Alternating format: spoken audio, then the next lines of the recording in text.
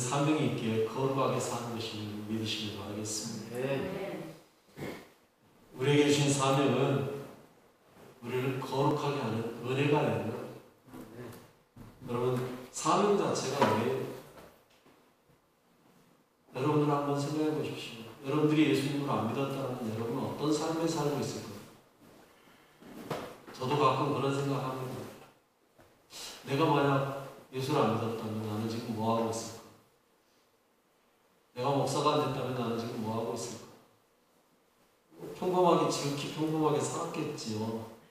그런데 좀 나쁜 쪽으로 생각하면 혹시 나도 뉴스에 나오는 그런 사람들처럼 혹시 죄 짓고 사는 사람이 아니었을까라는 생각도 해요. 여러분, 그런데 그러지 않고 내가 목사이기 때문에 할 수 있으면 하나님 편에 더 많이 생각하게 하고 하나님 뜻을 더 따르려고 하는 것 아닌가요? 여러분, 이 말은요, 목사라는 사명이 있기 때문에 내 삶이 더 거룩한 삶을 살 수 있도록 하고 있다는 거예요. 여러분, 하나님께서 여러분들에게 주어진 사명들이 하나씩 다 있어요. 그 사명이 여러분들을 거룩하게 만들고 있음을 기억하시기 바랍니다. 하나님께서 여러분들을 불러주시고 하나님께서 여러분에게 사명 주셔서 그것들이 여러분들을 하나님의 길로 가게 만들어요. 사명이 나를 살리고 있는 겁니다. 사명이 나를 살리고 있는 거예요. 우리 옆 사람에게 그렇게 인사하겠습니다. 사명이 곧 거룩입니다. 사명이 곧 거룩입니다. 이렇게 말해놓으니까 머릿속에 복잡하신 분 계실 거예요. 나는 뭔 사명도 없는데 하시는 분 계실지 모르겠어요. 나한테 뭔 사명이 있다고. 아니요. 여러분, 그리스도인이라는 이름을 받는 순간, 성도라는 그 이름으로 사는 순간부터 여러분들은요, 알게 모르게 다 사명자예요. 알게 모르게 다 사명자라니까요. 예수님 따라 살아가야 하는 사명, 예수님을 믿는다는 그 이름의 사명, 그리스도인이라는 그 사명. 여러분, 우리가 사명 그러면 너무 거창하게 생각하니까 난 아무것도 없다고 생각하는 거예요. 아니요. 우리는 다 사명이 있어요. 그 사명 따라 사는 길이 달라지게 돼 있어요. 여러분, 우리 그리스도인들에게 주어진 사명, 제일 큰 사명이 뭔지 아십니까? 예수님께서 말씀하신 그 길 따라가는 게 가장 귀한 사명이에요. 요한복음 14장 6절에 예수님이 뭐라고 말씀하십니까? 읽어볼까요? 예수께서 이르시되 내가 곧 길이요 진리요 생명이니 나로 말미암지 않고는 아버지께로 올 자가 없느니라. 아멘. 예수께서 말씀하신 그 길 따라가는 것, 그게 우리의 사명이에요. 여러분, 그 길 따라가는 게 쉬운 길인가요? 그 길 따라가는 게 간단한가요? 여러분, 예수님은요, 그 길을 좁은 길이라고 말했습니다. 쉬운 것 같으면서도 어려운 길이 그 길이에요. 예수님 믿는다는 거요? 정말 쉬운 것 같죠? 그냥 교회 나와 예배 드리는 그 삶을 살면 되는 것처럼 보이죠? 그런데 여러분, 예수 믿으면 믿을수록 간단하던가요? 예수 믿을 때는 그냥 예수만 믿으면 돼 했는데 막상 나와서 예수 믿다 보니까 이것도 해야 되고 저것도 해야 되고 지킬 게 또 엄청 얼마나 많아집니까? 하면 안 되는 건 또 왜 그렇게 많습니까? 그런데 그게 되어져 가거든요. 처음에 예수 믿을 때는 아이고 나는 이건 못하겠다 하는 것들이 믿다 보면 나도 모르게 그렇게 살아가고 있거든요.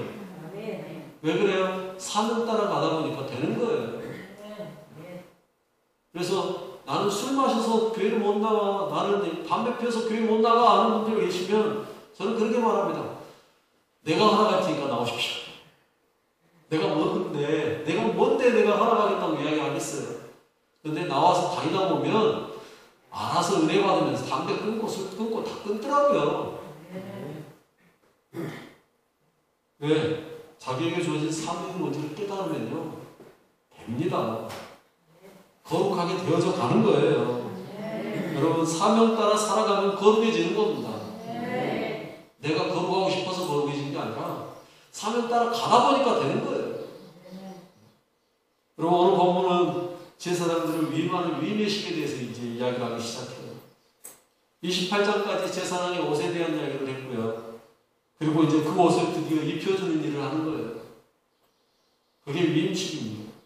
1절에 이렇게 말하고 있죠. 읽어봅시다. 내가 그들에게 나를 섬길 제사장 직분을 위임하여 그들을 거룩하게 하기를 이러하니 곧 어린 수소 하나와 흠없는 순양 두를 택하고. 아멘. 내가 누구예요? 모세. 그들에게 누구예요? 아론과 그의 아들들이에요. 모세에게 아론과 그 아들들을 데려다가 제사장 직분 위임해줘. 그렇게 해서 어떻게 하는 거예요? 그들을 뭐 해라? 거룩하게 하는 일들이 일하다. 거룩하게 하는 방법이 있어. 여러분, 위임한다. 위임을 하려면요, 제일 필요한 게 뭔지 아십니까? 위임할 사람이 필요해요. 여러분, 사람이 필요하다. 여러분들이 올해 저를 위임시켜 주셨는데, 위임을 하려면 뭐가 필요해요? 위임에 마땅한 사람이 필요해요. 그런데 여러분 분명히 보십시다. 전에도 제가 한번 언급했지만 아론과 그 아들들을 택하신 데는 이유가 있어요? 없어요? 없어요. 아론과 그 아들들이 제사장이 돼야 될 인간적인 이유를 찾으면 없다고요. 그들이 뭔가 더 대단한 것이 있고 뭔가 뛰어난 것이 있어서 그들이 위임된 게 아니라는 거예요. 그냥 특별한 자격 없어요. 그러면서 제가 그 얘기 했잖아요. 굳이 이유라고 하나 만들어서 만든다면 뭐 때문이다? 모세의 형이라는 이유 하나 때문이다. 그런데 모세의 형은 뭐 자기가 모세의 형으로 태어나고 싶어서 모세의 형으로 태어났나요? 그것도 하나님이 태어나게 하신 거예요. 그렇게 따지면 이걸 보고 뭐라고 표현해야 돼요? 순전한 하나님의 은혜인 거예요. 뭐라고요? 하나님의 은혜. 하나님의 은혜. 여러분, 내가 원해서 믿은 것도 아니고 내가 원해서 된 것도 아니고요. 순전한 하나님의 은혜. 100% 하나님의 은혜. 여러분들이 오늘 이 자리에 나와 앉아있는 것도 뭐예요? 100% 하나님의 은혜. 여러분, 여러분들이 오늘 이 자리에 나와 앉아있는 것, 그게 여러분 지금 사명 감당하고 계시는 거예요. 하나님의 은혜로. 여러분, 아론이 제사장이 된 이유 하나님의 은혜라는 이야기입니다. 하나님과 하나님의 은혜로 아론과 그 아들들을 제사장으로 세웠어요. 그들을 인정하기 위한 위임식이 있어요. 엄청난 일을 하게 하는 거예요. 여러분, 사실 위임식을 하지 않아도요, 하나님 얼마든지 그들을 제사장으로 시킬 수 있습니다. 야, 내가 그들 뽑았으니까 그냥 갖다 옷 입혀주면서 제사장 하라고 그래. 할 수 있어요. 그러지 않습니까? 그런데 하나님은요, 일부러 그들에게요, 위임식이라는 그 거룩한 예식을 흥하게 만들어요. 이유가 뭘까요? 굳이 그렇게 안 해도 어차피 제사장인 거 다 할 건데 왜 하나님은 그렇게 하실까요? 사람들이요, 참 이상한 게 있어요. 자기 눈으로요, 확실하게 보여주지 않으면요, 잘 안 믿으려고 하는 게 있어요. 그래서 여러분, 아론과 그 아들들을 제사장으로 삼고 위임식을 다 했어요. 그랬는데도 불구하고 어느 정도 시간 지나니까 어떤 일이 일어났습니까? 민수기 16장이 뭘까요? 고라의 일당들이 나타나요. 그 고라를 따르는 사람들이요, 250명이 나타나서요, 그들을 따라요. 그 250명들이 일반 사람입니까? 힘 좀 쓴다는 장로들이요, 250명이 고라와 그 일당들을 따라갔다니까요. 그러면서 그들의 주장이 뭐예요? 16장 3절이에요. 민수기 16장 3절. 이렇게 이야기하죠. 읽어봅시다. 그들이 모여서 모세와 아론을 거슬러 그들에게 이르되 너희가 문수에 지나도다. 회중이 다 각각 거룩하고 여호와께서도 그들 중에 계시거늘 너희가 어찌하여 여호와의 총회 위에 스스로 높이느냐. 보십시오. 위임식까지 해서요, 하나님께서 그들을 제사장 삼은 것을 모든 백성들 앞에서 보여줬고요, 공포했습니다. 그런데 그들의 주장이 뭐예요? 야, 우리 다 거룩해. 너만 거룩한 거 아니야. 근데 왜 네가 스스로 높여? 여러분, 모세와 아론이 스스로 높였습니까? 아니란 말이에요. 하나님께서 높여줬단 말이에요.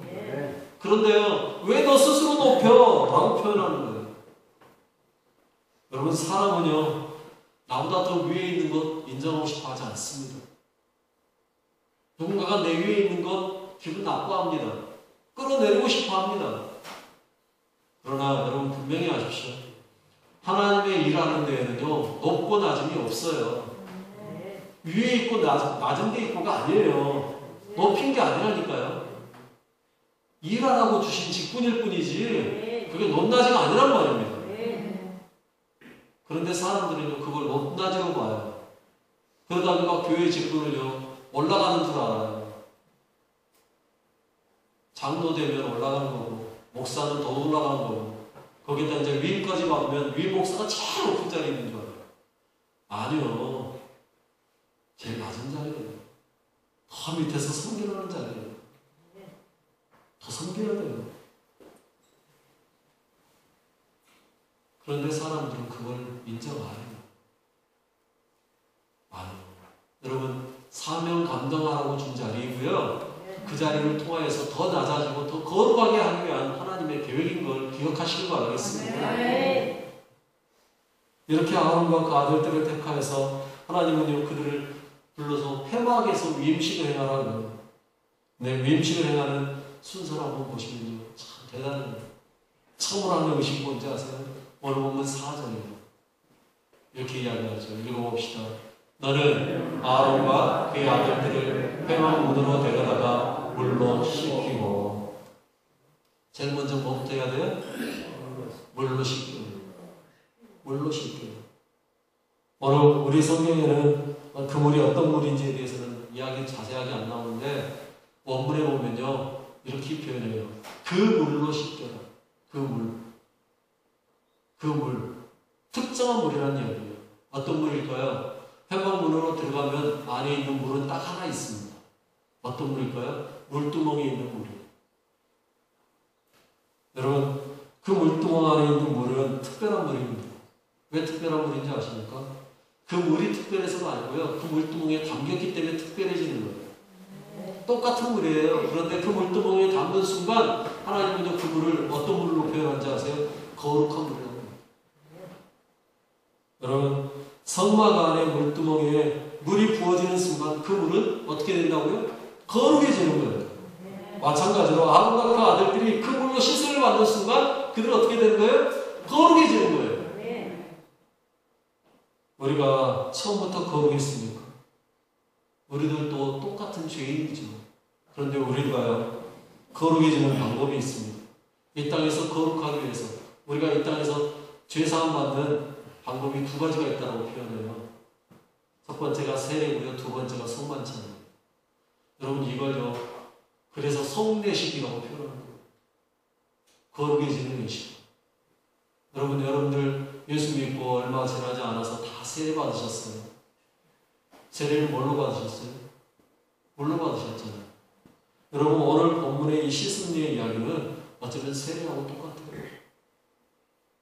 여러분, 그때 세례를 받을 때 물, 아이고 목사님 머리에다 물 몇 번 이렇게 젖혀주더만 또 끝나더만 뭐 별것도 없네 하나도 모르는데, 그 별것도 아닌 게요, 여러분들의 죄를 씻었음을 고백하는 엄청난 역사임을 믿으시길 바랍니다. 그 물이 우리를 거룩하게 만듭니다. 그 물은 뭐 그런 특별한 물이었는지 아십니까? 아니요. 어차피 똑같아요. 저희 집에 있던 물인지 아니면 생수 갖다 먹었든지 둘 중에 하나예요.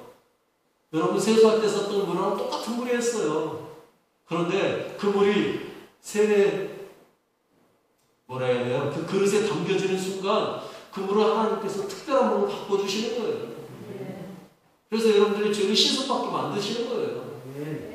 왜? 하나님의 말씀이 그렇게 이야기했어요. 물로 세례를 베푸는 순간 우리의 죄가 사함받게 되었다고 하나님이 인정해 주신 거예요. 로마서 6장 3절로 4절에 그렇게 말하고 있습니다. 한번 읽어볼까요? 뒷장까지 넘겨줘야 돼. 같이 읽습니다. 물을 그리스도 예수와 합하여 세례를 받은 우리는 그의 죽으심과 합하여 세례를 받은 줄을 알지 못하느냐. 그러므로 우리가 그의 죽으심과 합하여 세례를 받음으로 그와 함께 장사되었나니 이는 아버지의 영광으로 말미암아 그리스도를 죽은 자 가운데서 살리심과 같이 우리로 또한 새 생명 가운데서 행하게 하려 함이라. 아멘. 세례 받음으로 우리는 장사되었고요. 그리고 그리스도의 살으심과 함께 우리도 어떻게 해요? 생명 가운데서 행하게 하였다라고 말하고 있어요. 여러분, 세례가 그냥 주는 게 아닙니다. 여러분들이 세례를 통해서 죄 씻음 받은 표인 거예요. 하나님의 자녀가 되었고 사랑받은 가장 첫 번째 단계가 바로 이 세례였던 거예요. 이렇게 물로 씻음 받은 그들이요. 그 다음에 어떻게 돼요? 5절에 오늘 본문 5절에 읽어볼까요? 의복을 가져다가 아론에게 속옷과 에봇 마친 겉옷과 에봇을 입히고 흉패를 달고 에봇의 정교하게 짠 띠를 띠게 하고. 아멘. 한마디로 말하면 제사장의 옷을 입혀주는 거예요. 여러분, 이미 말씀드렸듯이 그 옷은요, 그 사람의 신분을 알려주는 거예요. 신분. 그 사람이 그 옷을 입는 순간 그는 뭐일 거예요? 이제 제사장인 거예요. 그가 그 옷을 입는 순간 그는 제사장인 거예요. 이 옷을 입음으로 아론은 본격적으로 제사장이 되는 거예요. 우리도 마찬가지예요. 우리가 예수님을 믿고 진정한 그리스도인으로 살기를 원할 때 세례 받는 거죠. 그리고 그 물로 씻음 받고 난 후에 우리도 옷을 입습니다. 어떤 옷을 입어야 돼요? 전에 말씀드린 대로 예수 그리스도로 옷 입어야 돼요. 갈라디아서 3장 27절에 이렇게 말하고 있어요. 읽어볼까요? 누구든지 그리스도와 합하기 위하여 세례를 받은 자는 그리스도로 옷 입었느니라. 아멘. 여러분, 오늘 본문의 말씀하고 정확하게 일치하잖아요. 그러죠? 그리스도와 합하기 위하여 세례 받은 자, 물로 씻음 받은 자, 그는 뭐로 옷 입었다? 그리스도로 옷 입었다. 여러분들은 이미 예수 그리스도로 옷 입으신 분들이에요. 물로 씻음 받으며 옷 입었어요. 다른 옷 아니고요. 그리스도의 옷이에요. 사단 마귀의 옷이 아니고요. 그리스도의 옷이에요. 주님이 우리에게 주신 특별한 옷이에요. 그 옷을 입었으면 여러분들이 이제 그리스도인이라고 불리기 합당한 사람이 되었다는 뜻이에요. 이미 여러분들은 그리스도인이라는 것입니다. 그리스도의 사람이라는 뜻이에요. 그런데 여기에서 멈추는 게 아니에요. 아직 한 가지가 더 있어요. 정말 중요한 건 하나. 여기서 한 걸음 더 가서 우리가 사명을 감당할 수 있으면 이게 필요해요. 오늘 보면 7절이에요. 읽어봅시다. 관유를 가져다가 그의 머리에 부어 바르고. 관유가 뭐죠? 관유라는 것은 쉽게 말하면 기름입니다. 기름. 물론 조금 특별하게 제조된 기름이에요. 거기에 올리브 기름에 뭔가 몇 개가 섞였어요. 거기에 대한 이야기는 이제 다음에 나오니까 그때 이야기하고요. 관유에 대한 정확한 이야기. 관유를 붓는다라는 건요, 무엇을 의미할까요? 성경에서 기름을 이야기하면 뭐로 보시면 된다고요? 성령님. 여러분, 관유를 부어 바르고 라는 말은요, 성령의 기름 부으심이 필요하다는 거예요. 여러분, 우리가 그리스도인으로 부르심 받아 세례받고 그리스도로 옷 입었으면 거기에 반드시 필요한 게 있는데 성령님의 기름 부으심입니다. 성령님의 기름 부으심은 반드시 필요합니다. 그리스도인이라고 불리려면 이 기름 부으심이 없으면 안 돼요. 요즘 많은 사람들이 세례받고 그리스도로 옷 입었다고 하는데 기름 부으심이 없는 사람들이 있어요. 세례는 받았는데 예수를 믿는다고 하는데 삶의 모습 속에 성령의 기름 부으심이 없어요. 그런 사람들은요, 어느 정도 믿다가 뭔 일이 생기면 그냥 교회에서 빠이빠이 나 이제 교회 안 나가갑니다. 나는 이제 그만 예수 믿으랍니다. 왜 그래요? 성령님의 기름 부으심이 없으니까 그 안에 타오르는 게 없어요. 열정이 없어요. 여러분, 등불을 켰는데 등불이 처음에는 불이 붙는데 어느 정도 시간이 지나면 그 안에 기름이 다 타면 어떻게 돼요? 심지어는 그냥 슉 하고 꺼져버려요. 여러분, 기름 없어서 심지가 꺼질 때는 어떻게 꺼지는지 보셨나요? 혹시? 기억나신가요? 어른분들은 다 경험해 봤을 것 같은데. 불빛이 희미해지면서 퍽 하고 꺼지면서 소위 말하는 냉감이 막 올라오고 냄새만 독하죠. 여러분 예수 믿는 것도 똑같아요. 우리 안에 성령이 깊이 부어져야 되는데 그게 꺼져버리면요 불꽃이 희미해지다가 꺼지고요 연기만 펄펄 나고요 그 다음에는요 냄새는 나요. 오히려 예수 안 믿는 사람보다 더 냄새날 수 있어요. 여러분 한번 잘 생각하십시오. 여러분 안에 성령의 역사하심과 인도하심이 있었는지 그 삶이 없다면 여러분 우리는 진정한 그리스도인이 아니라는 거예요. 성령님의 기름 부으심이 없다면 우리는요 진정한 그리스도인이 아니라는 거예요. 수많은 사람들이 예수님을 믿겠다고 세례까지 받아놓고 중간에 부인하고 떠나는 이유가 여기 있다니까요. 성령의 기름 부으심이 없기 때문에. 우리의 삶의 가장 중요한 경우는요 성령님의 기름 부으심입니다. 여러분에게 아직 이 성령님의 기름 부으심이 없다고 생각된다면 기도하셔야 돼요. 하나님 내게 강력한 성령의 기름 부으심이 있게 해주십시오. 기도하셔야 돼요. 성령의 역사하심이 없이는요 온전하게 예수 안에 살아갈 수가 없어요. 정말 그 간절함과 그 뜨거움이 필요하다. 나는 예수 믿는 지 몇 년이 됐는데도 여전히 냉랭해. 그건 잘하는 거 아니에요. 그건 잘하는 거 아니에요. 정말 가슴 속에 뜨거움이 있어요. 예수를 향한 그 뜨거움이 필요해요. 우리는 모두 하나님의 택함받은 제사장입니다. 베드로전서 2장 9절에 말한 왕같은 제사장입니다. 그런데 그 왕같은 제사장으로서 여러분 자신을 한번 잘 돌아보세요.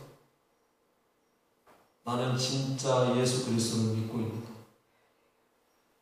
여러분 진짜 예수 그리스도 믿습니까? 아멘. 그 이름으로 물로 세례 받으셨습니까? 아멘. 예수 그리스도로 옷 입으셨습니까? 아멘. 마지막으로 성령의 기름 부으심이 분명합니까? 아멘. 확신이 있으시죠? 아니 어쩌면요 확신은 있는데 내 안에 기름이 벌써 이미 다 닫아버렸을 수도 있어. 성령의 기름 부으심을 경험을 했어. 그런데 이미 그 기름이 다 떨어졌는데 아직도 나는 기름 떨어진지 모르고 사는 수도 있다니까요. 여러분 자신을 잘 돌아보시면 성령님의 임재를 경험하시되 한 번 경험하고 끝나면 안 돼요. 이스라엘 역사 속에 이스라엘 백성들이 출애굽하고 광야에 나와서 만나를 먹이실 때 하나님도 만나를 어떻게 하셨어요? 매일 공부하셨어요. 매일 나가서 아침에 가서 주어야 했어요. 그런데 그 만나는 그날 하루만 유효했습니다. 무슨 의미인지 아십니까? 오늘 받은 은혜는요 오늘로 끝이에요. 내일 오늘 어제의 은혜를 오늘 가지고 살려고 하면요 그거는요 안 되는 거예요. 냄새나는 만나일 수밖에 없어요. 여러분 매일매일 주님을 경험하시는 여러분 되시기 바랍니다. 매일매일 주님 안에서 살아가시기 바랍니다. 이 말은요 바꿔 말하면 매일 성령님의 기름 부으심이 필요하다는 이야기입니다. 오늘 하루의 기름 부으심으로 삶을 가지 마시고 매일의 삶 속에 성령님의 기름 부으심을 경험하시고 그 안에서 살아가시길 바라겠습니다. 여러분은 거룩한 제사장 이제 삶을 가지고 거룩하여졌고요 구별된 삶을 살아가야 되는 존재입니다. 그러나 여러분 오늘 본문 기름 부으심까지만 해서 끝나는 게 아니에요. 오늘은 시간상으로도 내가 얘기해서 끝내지만 중요한 건 그 다음 말씀이 또 있어요. 뭔지 아세요? 예수님의 피 뿌림입니다. 여기까지 완벽해져야 우리의 삶이 진짜 주님 안에 바로 서게 되는 거예요. 다음 시간에 예수님의 피 뿌림에 대한 이야기를 할 거거든요. 어찌되었든 여러분의 삶에 물로 씻음 받고 예수로 옷 입고 거룩한 기름 관유로 부음받아 성령님의 충만함 속에 여러분에게 주어진 삶을 잘 감당하며 살아가는 제사장임을 잊지 마시길 바라겠습니다. 우리 같이 기도하겠습니다. 하나님, 나는 진정 물로 세례를 확실하게 받았습니까? 형식적인 세례나 또는 진정한 신앙 고백의 세례였는지를 한번 잘 돌아보게 하시고 거룩하신 예수님으로 건집었는지, 가장 중요한 성령의 기름 부으심이 있었는지 주님 나를 돌아보게 하시고 진정 거룩한 제사장의 삶을 감당하게 해주십시오. 이 사명의 나를 거룩하게 해주십시오. 우리 같이 기도하겠습니다. 아버지 하나님 감사합니다. 저희를 사랑하시고 함께하시는 내 진심으로 감사드립니다. 주님 나에게 주어진 사명을 감당하기 위해서 주님 내 안에 주님이여 물로 씻은 바를 씻습니다. 주님이 형식적인 세례는 아니는지요. 주님 나는 세례받을 때 그 감격을 여전히 가져가고 있는지요. 주님 예수 그리스도로 옷 입었습니까? 주님 예수의 옷을 입었다고 하면서 아버지 이미 무더기가 되버린 옷을 걸치고 있지 않습니까? 아버지께서 기뻐하시는 거룩한 빛의 옷이 아니라 아버지가 사탄의 아버지를 구한 그 옷을 입고 있지 않습니까? 아버지 내 자신을 나로 보게 하여 주시옵소서. 성령님의 기름 부으심이 있습니까?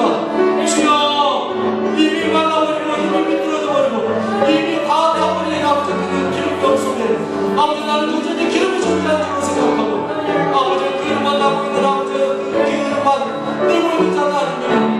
주여 나를 돌아보게 하여 주시옵소서. 주여 나를 돌아보게 하여 주시옵소서. 주여 나를 불쌍히 여겨 주시옵소서.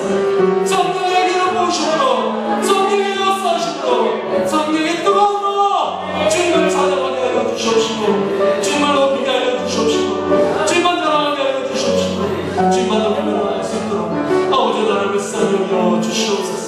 주를 불쌍히 여겨 주시옵소서. 주님 받아 주시옵소서. 주님 감사합니다. 나를 사랑하사 예수님으로 인해 십자가 지시고 나를 대신하여 죽으신 그 은혜를 기억하며 그 사랑으로 부활하사 나에게 부활의 소망 주신 주님, 이제 나에게 주신 사명을 감당하도록 세례를 부셨고 예수 그리스도로 옷 입히시고 성령님의 기름 부으심으로 돌아가시고 감사합니다. 성령님의 기름 부으심 따라 거룩하게 주어진 사명을 잘 감당하게 하옵소서. 예수님의 길을 따르는 사명자에게 하옵소서. 예수님의 이름으로 기도드립니다.